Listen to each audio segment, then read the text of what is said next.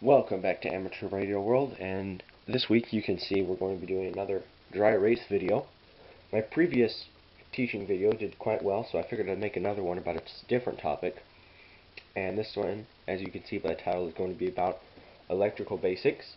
So the first thing you need to learn about electrical basics, we'll dive right into, is the basic structure of the electric atom. So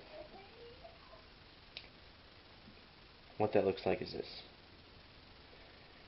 You have a proton, which is positively charged in the center of your atom, and orbiting around it, you have a negatively charged electron going in circles around it. Let's identify some motion here. Okay. So, negatively charged electron orbits around positively charged proton in the center. This particular electric molecule has no power in it. And the reason that is because you have one proton and one electron. They're balancing each other out. This is the same way magnets work. Magnets work with the same positive-negative reaction principle, where if you have the same amount of positive power being applied to the same amount of negative power, you will have a void as a result. They'll be neutral. But say I put a second negative neutron here, and now we have both these spinning around. There's a greater negative charge than a positive charge, and now we have somewhat of an electric current. But say I put a second positive charge, now we've got a larger proton in the middle. It's only 2 charged, but now we're back to even again, and we don't have any power coming out of this particular molecule. So I can continue adding. I can put 40 protons here, and I can put 40 different neutrons. Okay, this isn't going to be 40, but you get the point. And actually how this works is at a certain point, and I'm not sure of the exact math for this, but I know it's there. I'll try and put it in the description or make a side note on it, or maybe put a picture of it. At a certain point, depending on how many protons you have, the neutrons will actually begin forming a separate ring. So if we had 40 protons here, we wouldn't actually have 40 neutrons in this ring. We'd have a certain amount depending on the math, and then the rest would go into this ring, and if there were enough, we'd actually have a third ring coming around the outside. Now remember, because we have the same amount of protons, this doesn't have any electric charge unless we start taking one of the either blue or red away from the diagram. So let me just recap this real fast. Proton in the middle is positively charged. All the blue are neutrons, which are negatively charged. Whenever you have the same amount of protons and neutrons in the electricity atom, then there's no charge. As soon as you start to take away or add to only one of the categories and offset that balance, you now have an electric charge. You can either have a negative electric charge by adding more neutrons, or a positive electric charge, which is the most common, by adding more protons. And as I add more protons and the neutrons begin to gather around it, and they still have this circular motion orbiting around the proton, as I add more, say this number is 40 again, as I continue to add more neutrons, they'll actually form a second ring, and then they'll form a third ring and orbit around in this pattern. And I'll get the math for that and put a picture of it right here. I want to draw your attention to this picture here. You can see the red circle in the middle is the proton, or proton cluster. There's actually multiple here, and there's 29 of them right in the center. And then you can see that there are neutrons orbiting around it, which are the purple dots in the first ring. And inside of these molecules, everything likes to stay symmetrical. So there will be 2 opposite of each other, and then in the next one, there'll be 8 opposite of each other there, and then in the next one, there'll be, I believe, 16 orbiting, and these are all spiraling around it. And any leftovers are, as you can see, it's a valence electron. It's just the spare out in the very outer ring is where the odd multiples will go, and those are going to be the first ones to get sucked in when they're trying to neutralize each other out. So this is a basic design accurately mathematically showing how this is laid out.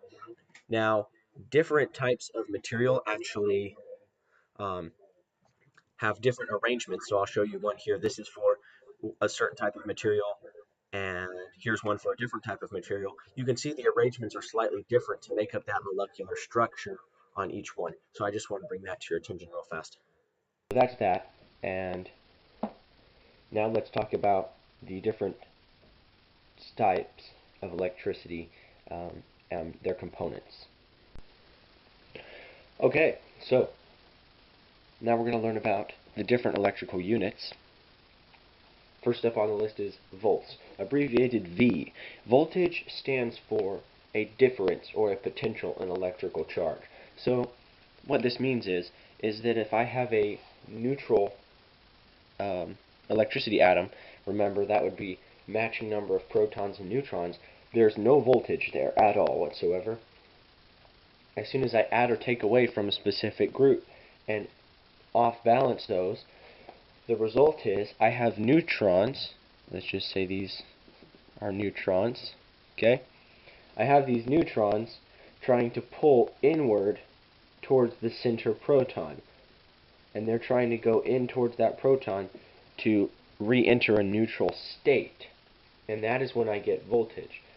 So the voltage is the potential difference between neutrons and protons. If I have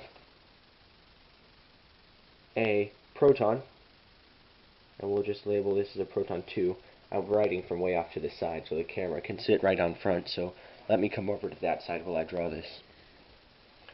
Let's say we have a potential difference of 2 inside of this proton, so 2 protons here, and this ring we have 2 electrons orbiting around it. At this point, this is neutral. We don't have any electric charge here. But let's say I make another ring and put 4 more neutrons. Now there's a greater negative charge than there is a positive charge, and now we have voltage, because voltage is the act of this positive charge wanting to draw these neutrons into it, and it's also the act of these neutrons wanting to go to it, because whenever there's an off balance, the neutrons and protons want to even themselves out and go back to neutral, which is how we accomplish voltage. The greater the difference, the more voltage we have. So if I had 1 proton here and I had 56 different neutrons orbiting around this, we have a lot more voltage than this equation where I've only have 4 extra neutrons orbiting around the 2 protons in the center. So I hope that makes sense. Recap it again. Voltage equals the difference, or the potential difference. Let me explain that real fast. Just because we have more neutrons or more protons and it's unbalanced doesn't mean that it's going to balance itself out every time. In free space, it will balance itself out. But as soon as it becomes static electricity, or is contained inside of a power supply, say, anything like that, as soon as we're controlling it, even though it's attempting to neutral itself out, it can't. So as a result, every time you want to have voltage, you have to have at least 2 leads. I can't just put a meter on a positive lead and expect to get voltage, because all it's reading is the protons. I have to be able to read protons and neutrons and calculate the difference between the two to calculate the voltage. So that's how that works. And next we'll do amps, watts, and ohms, abbreviated I, W, and O. Alright, it's time to amp up the session. Talking about amps here, which is abbreviated I for intensity. The way amps work is voltage is the potential difference. So when we have voltage, it is the possibility of these neutrons going to the proton to create a balance, which is where we get electricity from. So voltage is the potential, and amps is actually the action. So when we have, say, a battery, and we have a bunch of little neutrons floating around in free space here, and we provide a wire for them to move through, get to positive protons floating around in here. Now I actually did this a little bit wrong. Give me just 1 second. I'll explain why. So what I just did is I had to add more neutrons, because if these were perfectly balanced and they had access to each other, they wouldn't do anything. There has to be an imbalance to create that want or voltage potential to move. So let's just grab another color of marker. Let's pretend this purple marker is a gate, or, well, apparently it's a dry marker, but that's okay. It accomplished my purpose even nicer. So there's a short here, or an open circuit. And what this means is, although this potential is there, it can't see the other side. The negative can only see the negative, the positive can only see the positive. But if we bridge this, so this is voltage right now. If I bridge this, now these have a path to neutralize themselves, and they're going to immediately begin flowing. So these neutrons from over here are going to begin traveling through this wire, and they're going to be coming over here and neutralizing themselves with the protons. So now we have more balance. And this is how a battery works. You have a storage of neutrons and protons that are separated, and as you use the battery, the neutrons flow through the battery to create current, and as the battery expends itself, the neutrons end up more and more over here, until eventually you run out of neutrons, or pretty close, and you have a perfectly matched battery over here, with some slight expended energy due to whatever you're using the battery for. But that's how a battery works. So this flow is amperage. And the more difference you have, say I drew 500 neutrons over here and 1 proton over here, there would be a huge pull to try and get all of those over to the proton in as little amount of time as possible. We're going to have more amperage with all those trying to push through that wire at their max speed to neutralize it. So that's how amperage works, and that's how you can get higher amperage, by creating a greater imbalance. You're going to have more neutrons trying to get to the protons to neutralize itself, and as a result you'll have more current going through that wire. So now it's time for amp math. And what this is, I'm just going to explain how to calculate amps real fast. So since we're working in atomic scale and everything is extremely small, then what we have to do is group all of these neutrons. Because I drew, like I said, 500 to 1 just a minute ago, it would be more like 25 million to 33 billion or whatever. Obviously I'd switch those so that the larger number was on the side I wanted to move. But you have huge numbers, and as a result they needed a unit to condense these in, and that unit was the coulomb. And that's just a large group of neutrons packed into an area, and that would be a static charge. These neutrons are at rest. They're not moving. There's nothing there, no voltage or amps, and they're just sitting here. And you stack these coulombs on top of each other, and you get this large amount of neutrons. So just for example's sake, let's say we have 3 million neutrons here.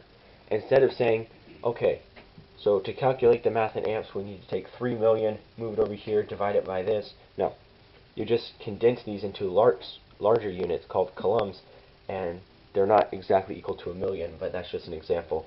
And you put all these neutrons into stacks to save space.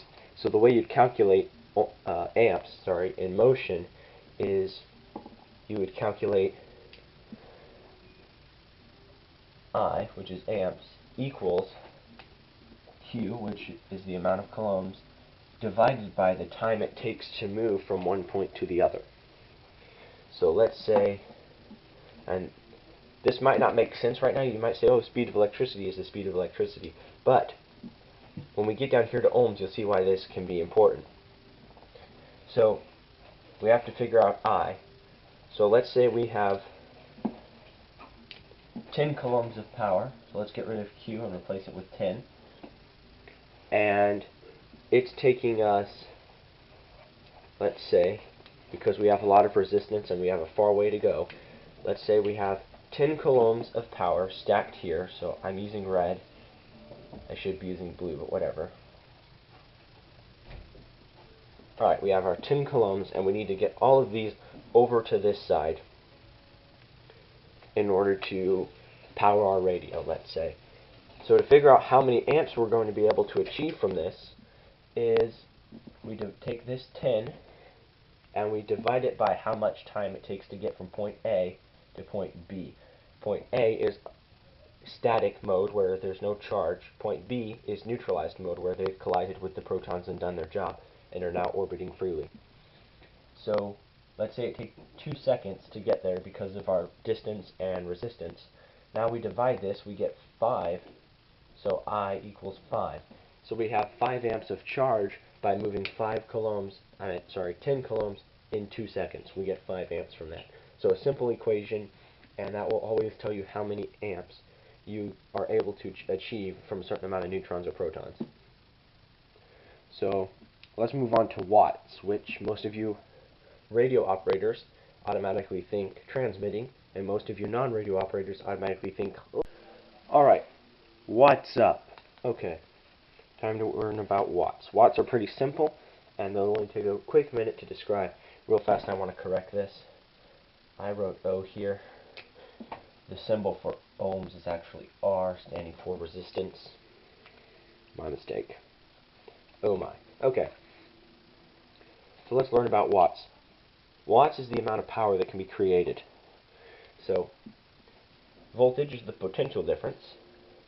Amperage is the current, which is difference in motion, and wattage is the amount of power created by that potential difference that's actually moving. So, to create watts, you need to have voltage and amperage. So, I'm not sure the exact calculation, but to the best of my knowledge, 1 watt is equal to the amount of voltage the amount of amperage crossing over with 1 volt of potential difference, and that's, I'm trying to phrase it right in my head, so it's 1 amp crossing over with 1 volt of potential difference, how long it takes to cross over 1 coulomb of charge. So let me explain that here. Let's get rid of all of these, okay? Now we just have 1 left. So a watt is how much power it can be created from this 1 coulomb moving along here with only 1 potential amount of voltage difference. So let's say we have 1 proton here and 2 coulombs here, or 1 coulomb here. Let's pretend all this equals one of these boxes of positive charge, and we have 2 boxes of negative charge over here.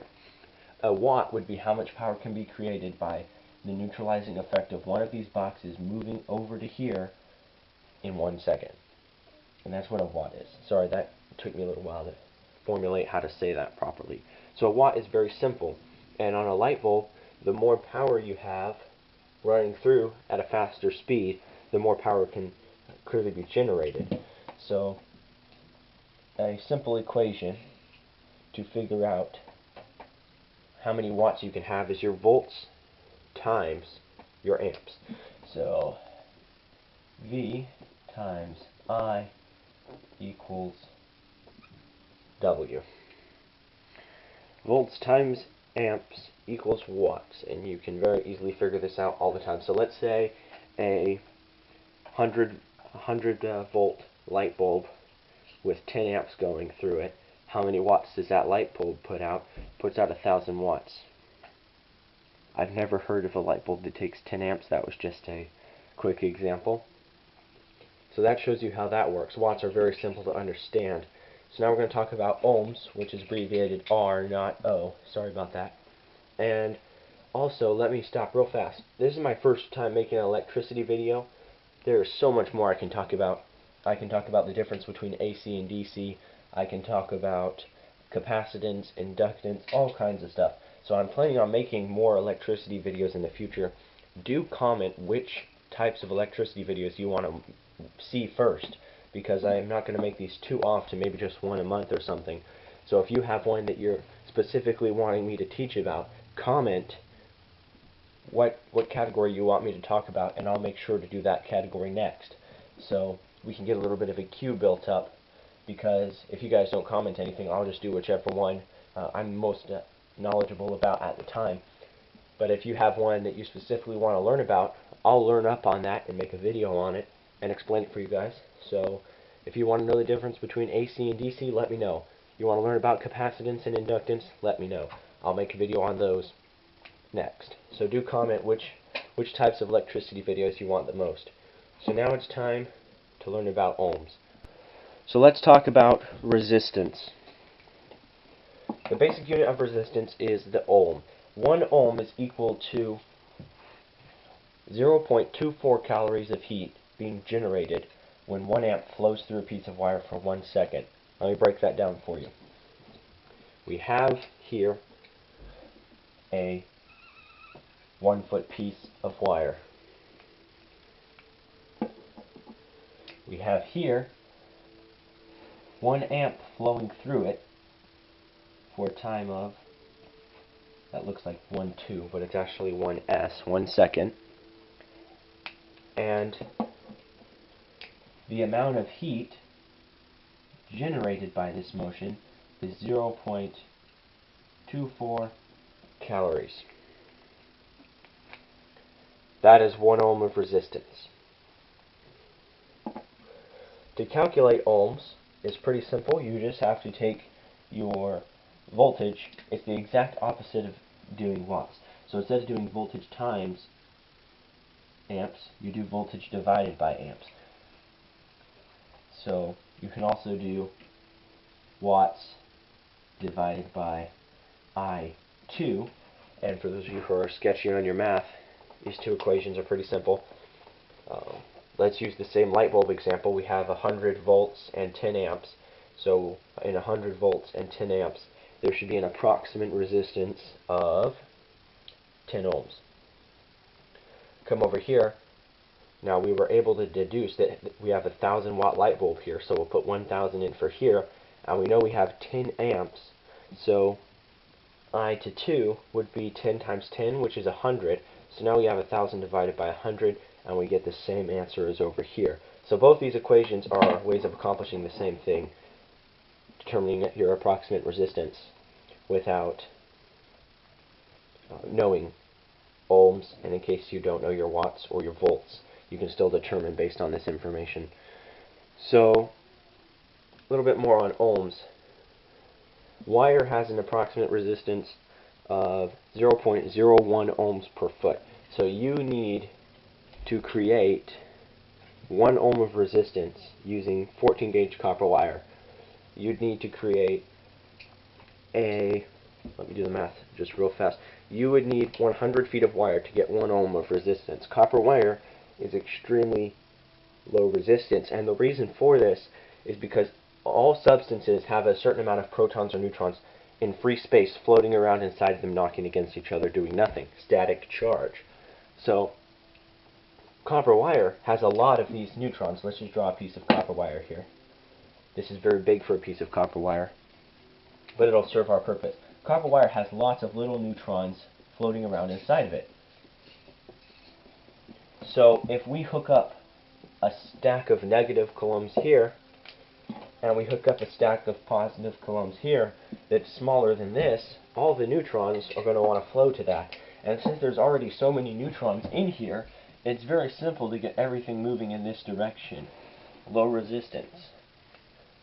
But now let's take, I'm trying to think of something that's high resistance but still conductive. Let's just take a piece of steel. Let's get a steel pipe, a hollow steel pipe. So hollow steel pipe, that's not a great drawing. Anyway, hollow steel pipe only has a few neutrons here and there, very spaced out.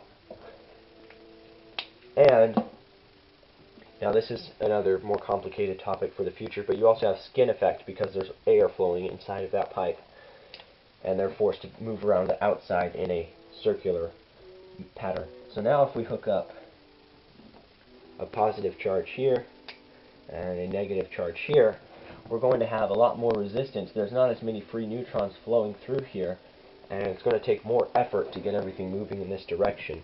So that's a basic technical example of ohms. And of course we can talk about little resistors, the electronic component. Those are basically an artificial design version of what you see here, and they don't sit in a factory and suck all the neutrons out of a piece of wire. It doesn't work anything like that. There's other ways to create resistance, but when you have a resistor, it is abbreviated with a zigzag line on all your schematics. So if we're trying to draw a schematic, this was what a resistor would look like. Because if you've got a smooth piece of wire and you hit resistance, you hit that choppy area. So that's why we do that. So hopefully you got some stuff out of this video that would be useful for you in the future. And like I said, I'm going to be making more electric videos about more focused topics. I just want to do a wider scope. For the beginning video, comment to me what you'd like to see me make, and I will learn about it, and then I will make you the video. So 73's God bless, and we'll see you guys next week.